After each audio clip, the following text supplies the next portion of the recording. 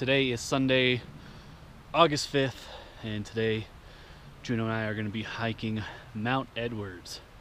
For a full hike review of Mount Edwards, you can check the link below. We're here, this is Argentine Pass, which is up that way.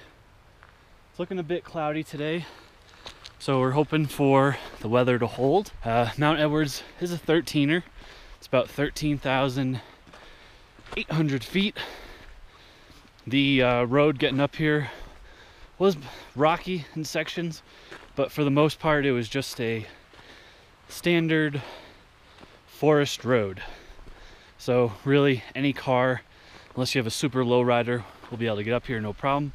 Just take it slow in some of the rocky sections because some of the rocks are pretty sharp. But for the most part it's kind of like what we're walking on right now. Tons of camping. Dispersed camping on the way. Saw some asshole with a fire, even though we have a fire ban, so that's lovely. But yeah, pay attention to that. It's really important. Just because you want to go camping and have a fire doesn't mean you can do whatever you want. But anyway, we're gonna take a right up here, cross this little creek, and eventually head up there. And then Mount Edwards will kind of be right in front of us. Here's your first turn. Just under a half mile from the gate. It's clearly marked Argentine Pass 77, and you're gonna go down here and then basically continue across. In the past, there used to be no bridge here, but luckily the Forest Service or someone has added this nice bridge to cross the water. One thing to point out, I don't know, hopefully comes through, but you can see this water is like super chalky. Obviously this is very heavy with some kind of mineral, and most likely there's an old mine up there somewhere based on the color of this. So I guess I never talked about my close call with lightning, actually with Juno, and advice or tips on what to do if you do happen to get stuck in a thunder or lightning storm. First and foremost, you want to get down as fast as you can. If it's a really dangerous, lots of lightning, you're in a storm, you really want to get down even if it's not on the trail. Losing elevation is your best way to decrease your chances of being in a really dangerous situation. If you're stuck and you can't go anywhere, you want to just get low as you can. There's all kinds of like wives' tales about crouching on your hands because your fingers will have less points of conductivity with the ground. People have said if you have a rope, like a climbing rope, anything that has a decent amount of rubber in it, stand on that. That'll decrease your chances of getting struck. The other thing I've heard is that when it gets close enough, you can feel it in the tip of like your hat. So right now I'm wearing, my baseball cap. It's metal, and if you start feeling that, you want to move down as quickly as possible. The one thing I do know for sure is that you don't want to be close together if you're in a group, for obvious reasons. If one of you gets struck by lightning and you're all close together, most likely it'll carry through you, either through the ground or if you're touching each other, through your bodies. So if you're with a group, try to stay pretty far apart, 50, 100 yards if you can. Juno and I were stuck on top of Sherpa a couple years ago, and we basically just had to hunker down. It was pretty scary. The lightning and thunder were hitting peaks literally right next to us. It was pouring. We just found a little rock outcrop, which was not the best thing, but at least kept us a little bit dry, and luckily we made it out there okay. But lightning is nothing you want to play around with. Yeah, it always sucks to see this kind of rolling in, but especially on a hike like this, you have to be super careful, because once I get above this right here, I'm basically on the ridge and I'm exposed all the way to the top of Mount Edwards. And this is not the kind of weather I want to be sitting in. There's no point in pushing it. Any mountain you're going on, even if you're on a vacation, it's your last day, whatever, the mountains aren't going anywhere. But if you push your luck with bad weather, it's definitely could have really bad circumstances and consequences.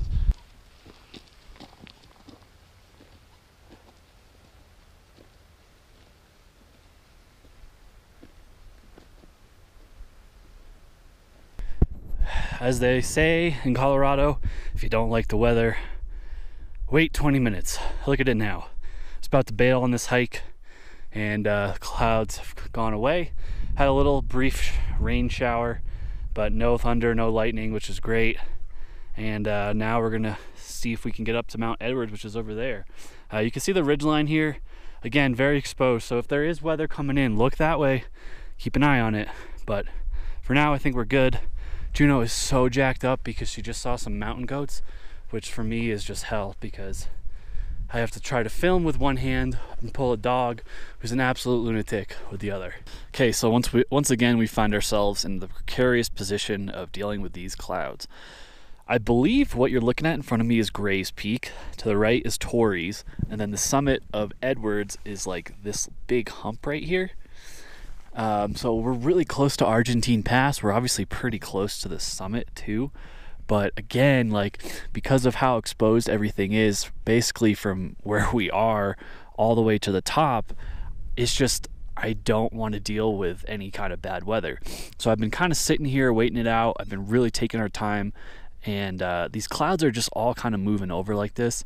It's a good thing to kind of watch and see how they're reacting. Like, these ones seem to just be blowing by pretty quickly.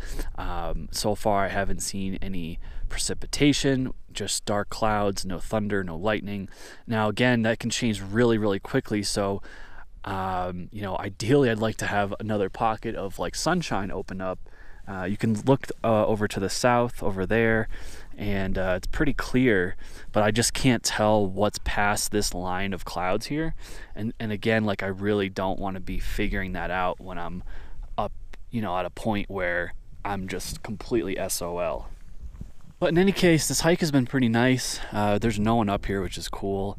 And, you know, very mellow class 2, just kind of mainly class 1, honestly. And you know, you can see the summit right there. So hopefully the weather here will clear up, but we're just gonna hang out for a bit and wait, hopefully to get another blue patch and then make the summit push. Okay, very windy up here, but top of Argentine Pass. You can see both directions here. You're gonna wanna go left, and then you can see the summit. It's about 3 or 4 humps away. Weather is still looking iffy. I'm still gonna try to tag it real quick and get down as quick as I can, because it's hard to hear with the coat, and it's hard to hear thunder with the high wind. So hopefully everything holds up for us here. On the ridge now, summit of Edwards is right there. You can see Gray's, you can see Torrey's, and we're moving quickly because the sky is not looking nice. Summit of Mount Edwards is right there, but as you can see, the clouds are getting progressively worse. Now, what I've been noticing is that a lot of these ones right here, like they're a little wispy or they're a little lower, they move on pretty quickly. But the thing that's concerning me is that it seems that some of these clouds are starting to gather, particularly in the direction that I'm going. And although the summit is right there, even though it's only a couple hundred feet higher, being down here and just kind of watching it for a little bit is much safer than just risking it and then all of a sudden being caught in the storm. Again, haven't heard thunder, haven't seen lightning, but it doesn't mean anything, because those pockets of weather can develop very quickly, and it's very hard to hear because it's super windy. So it's hard to even tell in some cases what would be thunder far away and what would be you know, just the wind blowing. We're at the top of Mount Edwards. Give you a quick whirl around before I'm gonna get the hell out of here, because rain's coming. Gray's there, Torrey's there, you see Kelso Ridge there, parking lot to both those there.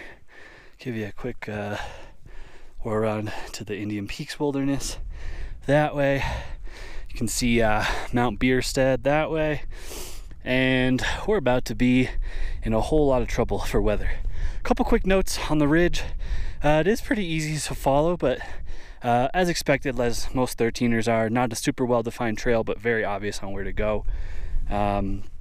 Yeah, cool hike, beautiful views into this valley. Again, no one here, which was awesome, versus, you know, Gray's and Torrey's, which you can literally see a line of people coming up or down.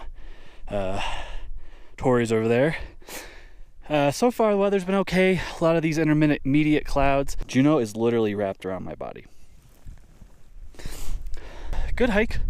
decent, I would say moderate, not too hard, just a couple steep parts, but elevation game really isn't too bad. So I'd say if you're looking for a good alternative hike that's not super crowded, it is a Centennial, which means it's top 100 in Colorado. It is a 13er, which means it's 13,000 feet, about 13.8. This is definitely a good hike. For a full hike review of Mount Edwards, you can check the link below. Please subscribe to not miss any future hike reviews, and thanks for watching.